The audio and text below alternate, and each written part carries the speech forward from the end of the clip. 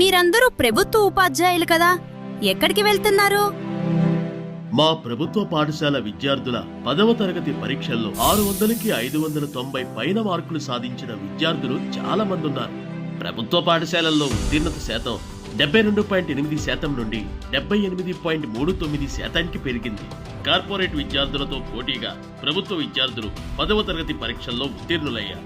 అందుకే ప్రభుత్వ పాఠశాలల్లో చదువుకుంటున్న విద్యార్థులకు ప్రపంచ స్థాయి విద్య అందించాలన్న సంకల్పంతో ఆంధ్రప్రదేశ్ ప్రభుత్వం రాష్ట్ర వ్యాప్తంగా ఉన్న 37 మంది ఉత్తమ ఉపాధ్యాయులను అంతర్జాతీయ శిక్షణ కోసం సింగపూర్ పంపిస్తుంది.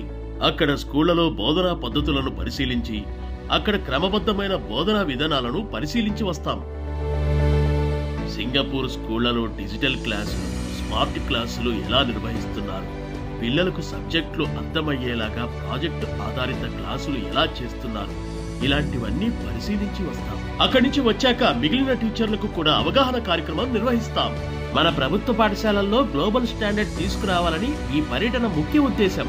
కూటమి ప్రభుత్వం వచ్చాక ప్రభుత్వ పాఠశాలలో మౌలిక సదుపాయాలు, బోధనా విధానాలు చాలా మెరుగుపడ్డాయి. ఇక ముందు భవిష్యత్తులో ప్రభుత్వ విద్యార్థులతో అత్యధిక మెరిట్ మార్కులు సాధించి తీరతాం.